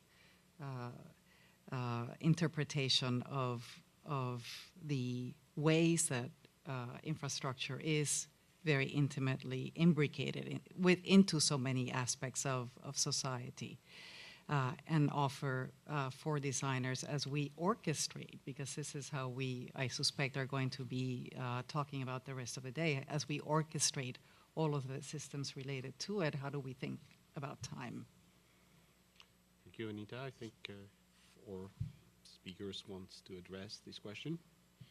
Well, patricide is a very useful rhetorical gimmick, Anita, for any set of designers who wants to stage a revolution. You can always talk about how the older establishment, in this case, who I guess are in this case are sewage experts and civil engineers, how they got it wrong. They got it wrong, and we just filed up for you 200 years of people failing. So any solution in a dearth of solutions it sounds very promising if one lays out history. One of the uses of looking in retrospect about a series of failures in the past is that it gives all of you as designers and visionaries the foundation upon which to explain to potential clients or potential publics what it is that you're doing against a context of things that you don't want to do again. Or things you might want to get, because I was struck, if I may, by Sabine, by the modernity in some ways of all these recycling processes of the 19th century, which are so much what we're trying to do under different guises, of course, today. So history also has a reservoir of, alternative practice. But and as well here, we have projects like the Bronx River Parkway that was a recovery project. so both what we don't want anymore and what we might want to In addition reinvent. to being a highway, it was also an ecological recovery project. So we do have important precedents. We do have scalar and temporal issues that become more and more complicated. Want to intervene? Me? Yeah. Oh, sure. I'll say this about recovery and all these kinds of things. When you recover something, you're not recovering nature. You're recovering some other previous human landscape. Sure. It's all so. Of course, obviously. So, I think that's important to keep in mind. I think what history teaches you about this is any two historians could have a very intelligent argument, totally disagreeing with all the facts in the world and any particular premise about stuff that happened in the past, because historians are not studying the past. We don't study the past. We don't know what happened in the past. I don't know. Scientists study the past. Scientists have evidence and stuff. What historians do, it seems to me, is historians take a look at the present and the future. We take a look at the present right now, and we see that people make historical assumptions, and that people have ideas, historical ideas that shape engineering. And so then we argue with those ideas by taking it back. Okay, that's what I think we're really doing. So it's much more like literature, I think, where Aslan was talking about yesterday. That's why she brought it in. It's just like we're creating a story on a particular theme and carrying it through. Now, I think the challenge for landscape architects and engineers is to realize that what they're building on then is a story. Mm-hmm. It's a lot less, science is a lot less scientific than they may think. And so yeah, sorry. I'm going to be jerked out of here. Anyway, so I think that's the important thing to keep in mind about, how we tell these like global stories and stuff. It's not that they're not true, not they're fact-based.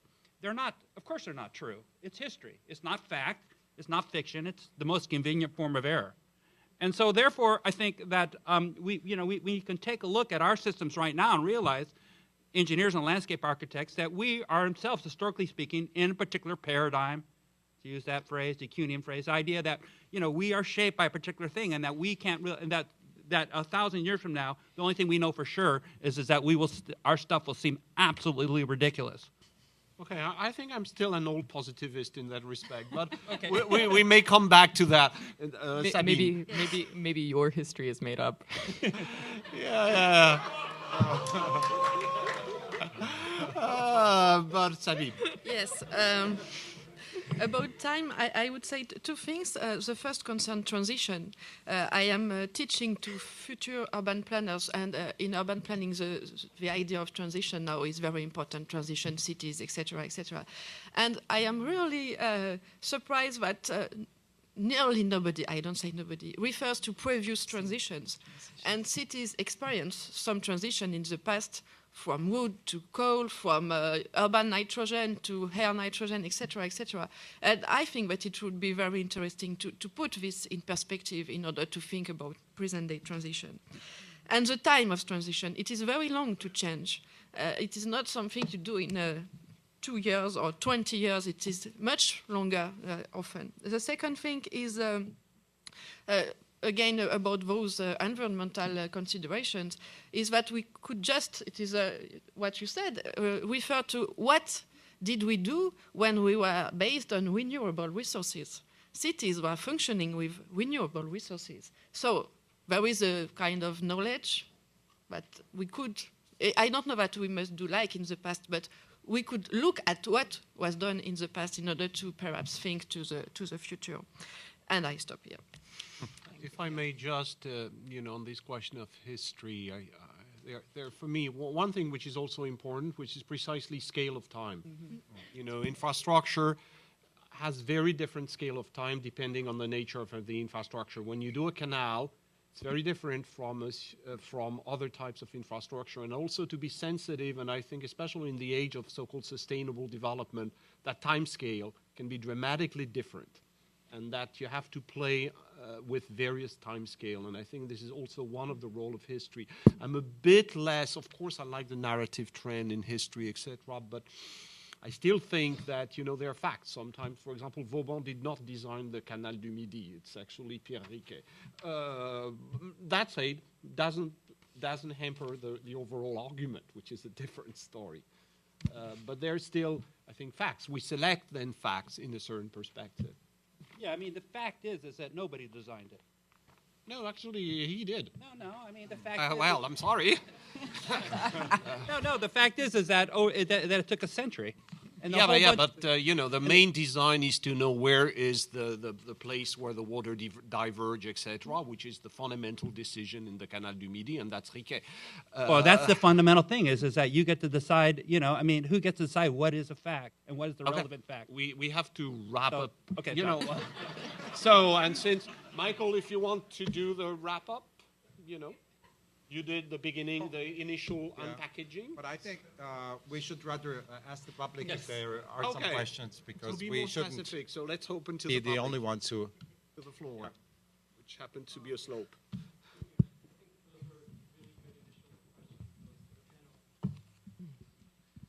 But I want to ask, so in context of last night, we heard about the scale of, right now you guys talked about the scale of the British tradition versus the national infrastructural tradition, the British versus the French.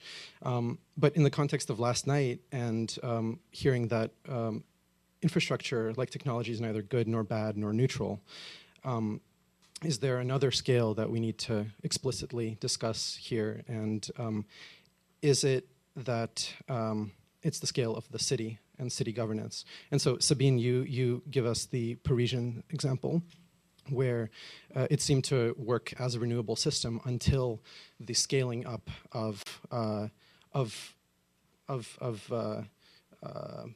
to the atmospheric scale, right?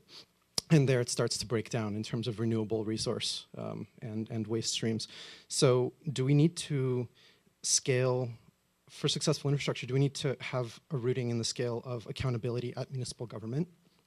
And does this also signal a need for a larger rethinking of the role of the relative power of municipal government in the context of federal and national governance? The scale of accountability. You have no choice. That's your question. Your name was tagged. So, no, I think that it is not only a question of scale, it is a question of relationships, of links between, if I speak about city, because I know more of this question than others, the city depends on other territories, and they have relationships or not. And the question is, how do you organize those relationships? When cities say we want to develop an energy policy that would be based on renewable energy, this energy will not be produced within the city, just partly within the city. So where will it come? Where will it come from? Is it? Yes. Yes. Mm-hmm. Where will it come from, and what would be the contract between the various territories? And it is the same for food production. It is we can't say that cities would be able to produce their own food. It is a big mistake to say it. So we have to think about what contract between agriculture and the city. I say contract because I have no better word. So it is a question most of link than of scale, I think. The two are important, of course. But. Thank you. That's good. Alan? I was very glad to hear the amount of heterogeneity amongst the three presentations today, particularly because yesterday, and this would be a critique, is that we got a very kind of monolithic vision of what civil engineering is and how it's practiced. And I think that today's presentations, although all based in, particular set of centuries, gave you a sense of how different those practices may have been at one particular time or even in one particular place.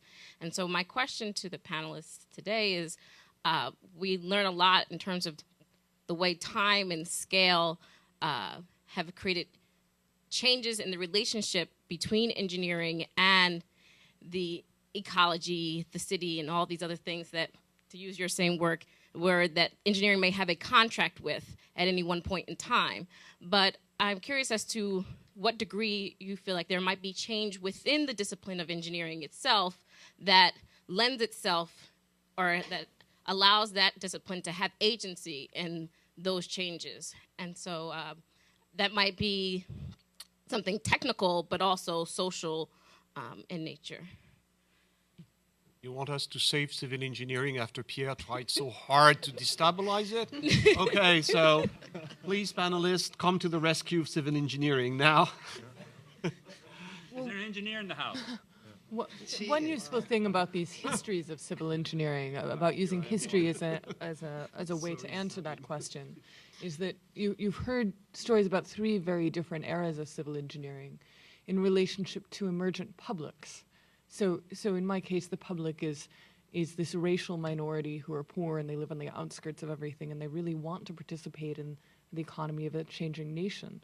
In Sabine's case, the public is the new middle class of a city who want to participate in these new innovations in terms of running water and agriculture. And there's a desire in a larger social economic system to capitalize upon that. So these publics, civil engineers, much like every other kind of designer, they're entrepreneurial, they're scheming, they can tell publics, they recognize somebody who has a need or a desire to live in a different relationship to land, to wealth, to commodities, to new inventions. And then they transform themselves at every part of this process. I mean, in the era of building bridges, nobody in the civil engineering world of bridge building thought that they were going to have to build sewers a couple of generations later. It's a totally different system. Nobody in the era of Vauban thought that they were going to become principally designers of sidewalks and bridges. So these forces are changing all around us. The social forces are changing all around us. And I think the opportunity for an engineer, a designer, or another visionary arises when you start reading, when you leave this room and you start reading the newspaper and start imagining who it is who's arising at this moment and what their desires might be in terms of a different type of relationship with space and systems. Sabine? Well, I used to be a civil engineer, so... Nobody's perfect. French plus civil engineer. That's a lot. He is also. She's an uncivil engineer. He is also, so... Well, I have no real answer. The most common one would be to say that civil engineers, most of the time, are really trained thanks to mechanics. The knowledge, the main knowledge of a civil engineer is mechanics, and perhaps that should be questioned, because there are lots of science that are necessary in order to rethink infrastructures. So that could be an answer. Another one would be, of course, interdisciplinarity, but it is what we call in France tarte à la crème, that is cream tart, something you say, but nobody does it, or nobody does it really. And I stop here my answer. I knew you would have an answer. No, I have an engineering answer, and the answer is 12. Well, you say too little or too much. Yeah. I mean, that's the problem with engineering. I mean, is that they can get the answer, but what's the question? Yeah. Okay. Okay, that was Yes. too deep. Yeah, I'm sorry. Okay. I just wanted to suggest that maybe better than being so critical about engineers trying, perhaps we can learn from the mistakes of history, how to do it better, look at what works and what doesn't. And I'd like to get back to Antoine's question, what are the values that we want to provide for with our infrastructure? And maybe some of you can take a more positive approach and suggest for the future. I think, if I may, which goes back to the question that Fallon raised, I think engineering is in a phase of transition because engineers were used to be usually believed as telling the truth. And we're entering in a phase in technology in which everything has become disputable. And in some ways, engineering education all over the world is trying to adapt to this new world in which you have actually not only to build an infrastructure, but to build an argument for the infrastructure. And engineers were not that good at building the argument because they believed the infrastructure was the argument. That's right. And I think it's a major change right now in engineering education all over the world. Yes, I would also like to add that everything's become relative as well. And so here the question of values is, I think, particularly important because we need to prioritize and provide hierarchies and really stop thinking about how everything is in fact in motion and relative. And it takes a lot of leadership. I think it's very clear, for example, with the internet. The internet has been accompanied with a series of relatively clear value about public participation, etc., etc. I think it's less clear for traditional infrastructure, which were in the 18th and 19th century so inseparable from, democracy, etc., etc. So we have probably to reconstruct things under these lines. So I think Pierre gave us a sign that we have to stop now. Okay. Thanks, Will. Yeah, we're about to save engineering, so Yeah. that was becoming too dangerous. Thank you very much to all panelists. I'd like to thank you all. We're going to invite